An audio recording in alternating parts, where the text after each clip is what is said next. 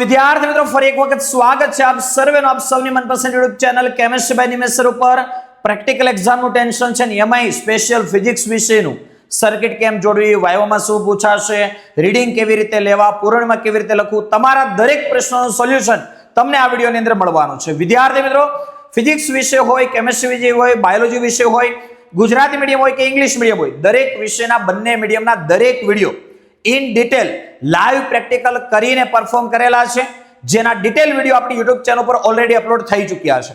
હવે વિદ્યાર્થી મિત્રો તમારા માટે અમે લઈને આવી ચૂક્યા છીએ જોરદાર રિવિઝન સિરીઝ કે જે એક્ઝામના થોડાક સમય અગાઉ પણ તમારે રિવિઝન કરવું છે, બરાબર, તો પણ તમે આરામથી એકદમ ઓછા સમયની અંદર દરેક પ્રેક્ટિકલનું રિવિઝન કરી શકો છો.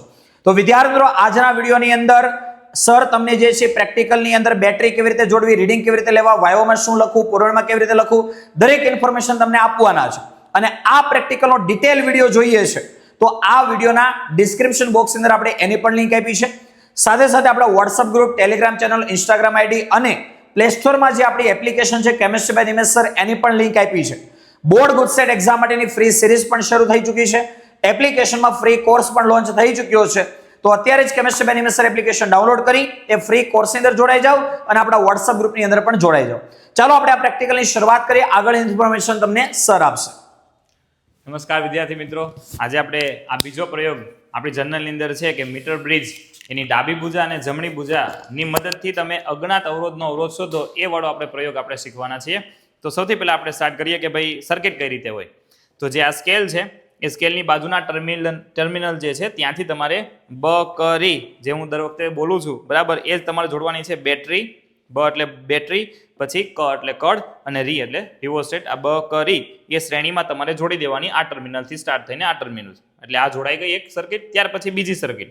હવે આની અંદર અહીંયા બે ટર્મિનલ હશે, ત્યાં તમારે આર બોક્સ જોડવાનો છે. એમાં ડાબી બાજુનો વાયર ડાબી બાજુ, જમણી બાજુનો જમણી બાજુ. હું જ્યારે આ રીતે બોલું એટલે સમજી જવાનું કે પ્લસ માઇનસ ન હોય, એટલા માટે ડાબી બાજુનો ડાબી બાજુ, જમણી બાજુનો જમણી બાજુ.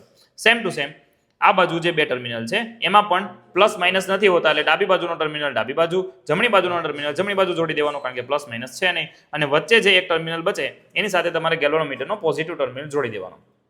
અને એક ટર્મિનલ જે નેગેટિવ બચે એની સાથે તમે જોકી જોડવાના છો કે જેને તમે આ તાર ઉપર સરકાવીને રીડિંગ લેવાના છો, બરાબર. તો આ રીતની સર્કિટ છે. એક લાઇનમાં હજી એકવાર બોલી જાઉં છું એટલે તમને ઇઝીલી સમજાઈ જાય. બ ક રી એ તમે શ્રેણીમાં જોડશો. ત્યાર પછી આ R1 R2 R3 R4 અને વચ્ચે ગેલ્વેનોમીટર. આ રીતે તમારે એક લાઇનમાં યાદ રાખવાની છે. એક લાઇનમાં R1 R2 R3 R4 શું છે તો કે વિસ્ટર્ન બ્રિજના પ્રિન્સિપલ ઉપર મીટર બ્રિજ કામ કરે, બરાબર છે. તો વિસ્ટર્ન બ્રિજમાં તમને પેલો કાજુ કતરી વાળું તમને ખબર હોય તો R1 R2 R3 R4 ને વચ્ચે ગેલ્વેનોમીટર હોય છે. સેમ સર્કિટ છે, પણ આ બેટરી કર રિવોસ્ટેટ શા માટે કે ભાઈ તમે એમાંથી વિદ્યુત પ્રવાહ પસાર કરાવી શકો. એટલે આ રીતે હજી એકવાર એક લાઇનમાં બોલી જાઉં છું. બ કરી આ R1 છે, આ તાર જેની ઉપર છે એ R2, ત્યાર પછી R3 અને 50 ની આ બાજુનો તાર R4 અને વચ્ચે ગેલ્વેનોમીટર અને જોકી, બરાબર. તો વિદ્યાર્થી મિત્રો નીટ 2026 ની અંદર તમે એક બેસ્ટ તૈયારી કરી, એક બેસ્ટ સ્કોર કવર કરી, તમારું અને તમારા માતા પિતાએ જે સપનું જોયું છે તમને ડોક્ટર બનાવવાનું એને 100% સાકાર કરવા માંગો છો તો કેમિસ્ટ્રી બાય નિમેષરની પૂરેપૂરી ટીમ દર વર્ષની જેમ આ વર્ષે પણ તમારા માટે લઈને આવી ચૂકી છે નીટ 2026 માટેનો એક સ્પેશિયલ ક્રેશ કોર્સ કે જેની અંદર આખો સિલેબસ તમને લાઈવ ભણાવવામાં આવશે. દરેક લાઈવ લેક્ચરના રેકોર્ડિંગ પણ મળશે, એક્ઝામ પણ રહેવાની છે અને પર્સનલ ડાઉટ સપોર્ટ પણ મળવાનો છે, જ્યાં તમને કેમિસ્ટ્રી, ફિઝિક્સ, બાયોલોજી દરેક વિષયની સંપૂર્ણ તૈયારી અમે તમને કરાવવાના છીએ. તો વિદ્યાર્થીઓ આ કોર્સ જે છે ઓફિશિયલી લોન્ચ થઈ ચૂક્યો છે. પ્લે સ્ટોરમાંથી કેમિસ્ટ્રી બાય નિમેષર એપ્લિકેશન ડાઉનલોડ કરી નીટ ક્રેશ કોર્સ એવું તમે ત્યાં જોશો એટલે તમને આ કોર્સ પણ ત્યાં મળી જશે. વિદ્યાર્થીઓ આ કોર્સની અંદર અત્યારે સ્પેશિયલ ડિસ્કાઉન્ટ પણ ચાલી રહ્યું છે. તો આ કોર્સની અંદર અત્યારે જ એડમિશન લઈ અને તમે પણ આ ડિસ્કાઉન્ટનો લાભ લઈ શકો છો. હવે વિદ્યાર્થીઓ તમને પ્રશ્ન હશે કે સર આ ક્રેશ કોર્સ ક્યારથી શરૂ થવાનો છે? અમારી બોર્ડ એક્ઝામ અત્યારે નજીક છે, અમારી ગુજસેટ એક્ઝામ અત્યારે નજીક છે, તો નીટ માટેની તૈયારી અત્યારે કરવી કે અત્યારે અમારે પેલા બોર્ડ અને ગુજસેટ પર ફોકસ કરવું અને ત્યાર પછી નીટની તૈયારી કરવી? તો વિદ્યાર્થી મિત્રો આ નીટ માટેનો જે ક્રેશ કોર્સ છે એના લાઈવ લેક્ચર શરૂ થવાના છે જ્યારે તમારી બોર્ડ અને ગુજસેટ એક્ઝામ પૂરી થાય એના બીજા દિવસથી. પણ અત્યારથી જે વિદ્યાર્થી મિત્રો આ કોર્સની અંદર પોતાનું એડમિશન કન્ફર્મ કરાવે છે એમને આપણો બોર્ડ અને ગુજસેટ માટેનો જે કોર્સ છે એ ટોટલી બિલકુલ ફ્રી મળવાનો છે. તો અત્યારે જ તમે નીટ ક્રેશ કોર્સની અંદર પોતાનું એડમિશન કન્ફર્મ કરાવી બોર્ડ અને ગુજસેટ માટેનો પણ પૂરેપૂરો કોર્સ બિલકુલ ફ્રી મેળવો. અમારી ટીમ પાસેથી બોર્ડ અને ગુજસેટ માટેનો પણ પૂરેપૂરો સપોર્ટ બિલકુલ ફ્રી મેળવો અને ગુજસેટ એક્ઝામ પૂરી થયા પછી આપણી નીટ બેચ માટેના લાઈવ લેક્ચરો શરૂ થવાના છે. તો આ કોર્સની અંદર જોડવા માટે અથવા આ કોર્સ રિલેટેડ હજી તમારે કોઈ વધારે ઇન્ફોર્મેશનની જરૂર હોય તો કોન્ટેક્ટ કરો તમને આપેલા કોન્ટેક્ટ નંબર 8866605548 ઉપર. હવે સર્કિટ કઈ રીતે જોડવી, ક્યાંથી ક્યાં વાયર એ શીખી લઈએ. જુઓ અહીંયા સૌથી પહેલા મેં તમને કીધું કે આ જે સ્કેલ છે એની બાજુના ટર્મિનલથી સ્ટાર્ટ કરશું અને ત્યાંથી આ પ્લસ વાળો ટર્મિનલ, ત્યાર પછી નેગેટિવ વાળા ટર્મિનલથી સ્ટાર્ટ કરશું. અહીંયા કડમાં મેં તમને કીધું પ્લસ માઇનસનો એટલે ડાબી બાજુનો જોડી દેવાનો, જમણી બાજુથી આગળ વધશું ફરીથી પાછો રિવર્સનો એ ટર્મિનલ અને આ સ્લાઇડર વાળો જે ટર્મિનલ છે ઉપરનો આ જે ફરે છે એ સ્લાઇડર વાળા ટર્મિનલથી તમે અહીંયા પાછા સ્કેલની બાજુવાળા ટર્મિનલ જોડી દેવાનો. આ ટર્મિનલ એમ જ રહેશે, એ ઓટોમેટિક અહીંયાથી જે પ્રવાહ પસાર થશે એ આ પ્લેટમાંથી થઈને અહીંયા સુધી પહોંચી જવાનો છે, એટલે આ ટર્મિનલ જોડવાની જરૂર છે નહીં. ત્યાર પછી અહીંયાથી બે ટર્મિનલ છે, એમાં આ અવરોધ પેટી જે છે એમાં ડાબી બાજુનો ટર્મિનલ ડાબી બાજુ, જમણી બાજુનો જમણી બાજુ, એટલે આ પતી ગયું કનેક્શન. ત્યાર પછી અહીંયાથી આ પટ્ટીમાંથી આગળ આવશો અને વચ્ચે એક જ ટર્મિનલ છે. એક ટર્મિનલ હોય અને એવી રીતે યાદ રાખજો, ગેલોનોમીટરનો પહેલો છેડો એને જોડી દો, અથવા તો એમ યાદ રાખો પ્લસ સાથે જોડી દો અને એનો બીજો છેડો છે એ જોકી સાથે, આને જોકી કહેવાય છે. ત્યાર પછી ત્યાંથી આ પટ્ટીમાંથી આગળ આવશો એટલે અહીંયા આવશે એ પાછો જેનો અવરોધ શોધવાનો છે એ અવરોધના ડાબી બાજુ અને જમણી બાજુનો છેડો જમણી બાજુ, બરાબર. ત્યાર પછી આ પટ્ટીમાં પાછા આ બાજુ આવશું તો આ સ્કેલની ઉપરનો ટર્મિનલ પાછો જેમ ત્યાં ખાલી રહ્યો એમ અહીંયા સુધી ખાલી જ રહેશે. આમાંથી વિદ્યુત પ્રવાહ પસાર થઈને અહીંયાથી પાછો અહીંયા કનેક્ટ થઈ જશે. એટલે આ રીતે આખે આખું આપણે વિદ્યુત પ્રવાહ જે છે પૂરો કરશું. ત્યાર પછી જર્નલમાં જે રીતે લખેલું છે કે એની અંદર તમારે જેનો આ અજ્ઞાત અવરોધ જે છે કે જેનો આપણે અવરોધ શોધવાના છીએ, બરાબર, એનો તમારે આ રીતે તાર થોડોક બહાર હશે ત્યાં સર તમને આપશે, એનાથી તમારે એનો વ્યાસ ફાઇન કરવાનો છે આ સ્ક્રૂ ગેજની મદદથી. આ રીતે આમ સ્ક્રૂ ગેજ તમે ફેરવીને અહીંયા એક્ઝેક્ટ વચ્ચે ટાઈટ કરી દેશો એટલે એવી રીતે તમને કેટલો વ્યાસ છે, બરાબર, એ રીતે તમને રીડિંગ 11માં પ્રેક્ટિકલ જે બીજો પ્રયોગ હતો screw gauge, micrometer screw gauge, એના ઉપરથી તમને ખબર પડી જશે, બરાબર. તો આનાથી મદદથી તમે પહેલા વ્યાસ ફાઇન કરી શકો. વ્યાસ ડિવાઈડ બાય 2 કરશો એટલે તમને ત્રિજ્યા મળશે.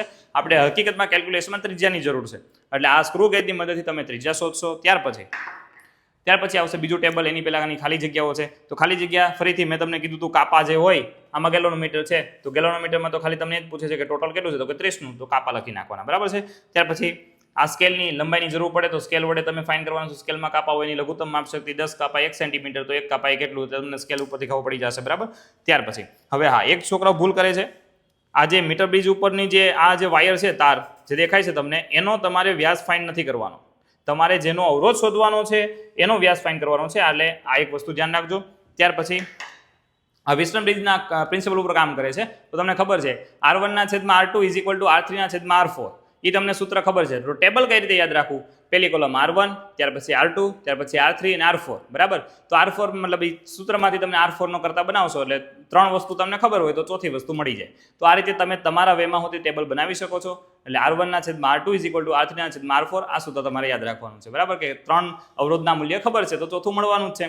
હવે આમાં બે રીતે પ્રયોગ પૂછાય છે. પહેલું છે ડાબી ભુજા અને જમણી ભુજા. તો તમે અત્યારે જોવો છો જે બાજુ આ અજ્ઞાત અવરોધ હોય આ સેટઅપની અંદર જે બાજુ અજ્ઞાત અવરોધ હોય એ ભુજા ગણાય, બરાબર છે. અત્યારે આ ડાબી બાજુ છે તો અત્યારે ડાબી ભુજા ગણાય. હવે માની લો કે તમને જમણી ભુજા પૂછે છે તો તમારે શું કરવાનું છે, અહીંયાથી ટર્મિનલ છોડી દેવાના, એવી જ રીતે અહીંયાથી ટર્મિનલ છોડી દેવાના. આ R1 તમે ધાર્યો હોય તો એને R3 બનાવી દેવાનો, R3 હોય તો તમારે એને R1 બનાવી દેવાનું, બરાબર છે. હું તમને ખાલી એકવાર કહી દઉં છું કઈ રીતે. જો તમારે અહીંયાથી છોડી દેવાનું છે, બરાબર. ત્યાર પછી આને તમે અહીંયા કનેક્ટ કરી દેવાનું આ બાજુથી આ બાજુ. હવે પાછા ફરીથી જે રીતે ટર્મિનલ તમે જોઈન્ટ કર્યા હતા એ રીતે તમે ટર્મિનલ જોઈન્ટ કરી દેવાના છે. હવે સેટઅપની અંદર આ જે છે એ તમારે જમણી બાજુ છે તો હવે આ જમણી ભુજા કહેવાય. રીડિંગ લેવાની મેથડ સેમ છે. રીડિંગ શેનાથી લેવાના છીએ આપણે, આ જે છે એને પહેલાં તમારે એટલું રાખવાનું કે તમે જ્યારે જોકીને આ બાજુ અને પહેલી બાજુ રાખો ત્યારે એક્ઝેક્ટ ગેલોનોમીટરમાં દર્શક કાપો ચેન્જ થવો જોઈએ. ડાબી બાજુ રાખો ત્યારે ડાબી બાજુ દર્શક કાપો આવવો જોઈએ, જમણી બાજુ રાખો ત્યારે જમણી બાજુ દર્શક કાપો આવવો જોઈએ. એ થઈ ગયા પછી આમાંથી એવા મૂલ્યનો અવરોધ ખેંચવાનો કે તમે જ્યારે 5 માનો કે 5 ઓહમ ખેંચો ત્યાર પછી તમે આની ઉપર ફેરવશો એટલે જ્યારે અહીંયા ગેલોનોમીટર 0 આવર્તન દર્શાવે એનો મતલબ એવો થાય કે આ બાજુનો વિદ્યુત સ્થિતિમાન અને આ બાજુનો વિદ્યુત સ્થિતિમાન બે સરખા છે. હવે કોઈ પણ ટાંકી હોય એમાં બે બાજુ અડધી ટાંકી ભરી હોય તો એકે ટાંકીમાંથી એકે બાજુ પાણી જવાનું નથી, બરાબર. તો સેમ પ્રોસેસ થાય છે.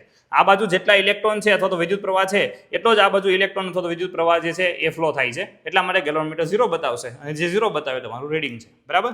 પછી સેમ અહીંયાથી બીજી એક કળ ખેંચશો, ફરીથી જોકી ઉપર ફેરવવાનું. જોકી ફેરવો ત્યારે ધ્યાન રાખજો કે આમ બોલપેનની જેમ ત્રાસી ન પકડાઈ જાય, એકદમ સીધી રાખજો. અને બીજો એક પ્રિકોશન્સ રાખજો કે ફેરવતા ફેરવતા જોકી નીચે ન ઉતરી જાય, કારણ કે સ્કેલ ઉપર ફરી જશે તો એ 0 બતાવી દેશે. એટલે ફરજિયાત આ તાર ઉપર રહી છે કે નહીં એ પ્રિકોશન્સ ખાસ રાખજો, બરાબર. તો આ રીતે રાખીને તમારે 3 રીડિંગ લેવાના છે. પછી જો ભુજા ચેન્જ કરવાની કીધી હોય તો બીજા 3 રીડિંગ લેવાના છે. અને ત્યાર પછી આની અંદર પૂછે છે અવરોધકતા. અવરોધકતાનું સૂત્ર તમને ખબર છે. પહેલા તો R નું સૂત્ર શું થાય? R = ρ L/A. એમાંથી અવરોધકતા ρ ને કરતા બનાવી લ્યો. અવરોધકતા ρ ને કરતા બનાવશો એટલે સૂત્ર બની જશે R/L/A, બરાબર.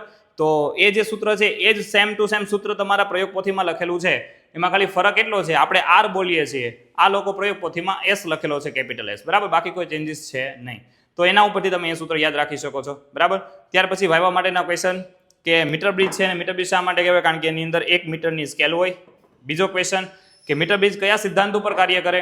તો એ વિસ્ટર્ન બ્રિજના સિદ્ધાંત ઉપર કાર્ય કરે છે, એ વસ્તુ યાદ રાખવાનું. પછી સર્કિટ કઈ રીતે જોડવી એ પૂછી શકે, કઈ રીતે તમે પ્રયોગ કરવાના છો એ પૂછી શકે. બધા કોઈ પણ સાધન કે ભાઈ આ સાધનનું નામ શું છે, એની અંદર આને શું કહેવાય તો કે સ્લાઇડર કહેવાય, આને શું કહેવાય તો કે જોકી કહેવાય. તો એ રીતે તમને એ વસ્તુ પૂછી શકે. સ્ક્રૂ ગેજ, વાયવામાં તમને સ્ક્રૂ ગેજનું ખાસ પૂછી શકે, કારણ કે આ 11મા ધોરણનો પ્રેક્ટિકલ છે, 12મા ધોરણમાં નથી આવતો, બરાબર છે. તો આ સ્ક્રૂ ગેજની લઘુત્તમ માપશક્તિ કેટલી હોય, કઈ રીતે તમે શોધી શકો, એ હોતી તમને આના ઉપરથી પૂછી શકે, બરાબર. તો એ વસ્તુ તમારે ખાસ ધ્યાન રાખવાની છે. ત્યાર પછી આની અંદર આલેખ તો આવતો છે નહીં, બરાબર. તો એ ગણતરી પતી ગયા પછી તમારે અવરોધકતા શોધવાની. અવરોધકતા પતી ગયા પછી રિઝલ્ટ કમ્પલસરી લખવાનું છે અને આટલા ક્વેશ્ચનનું ધ્યાન રાખવાનું છે. તો અહીંયા આપણો આ મીટર બ્રિજ જે છે ડાબી ભુજા જમણી ભુજા પતે છે.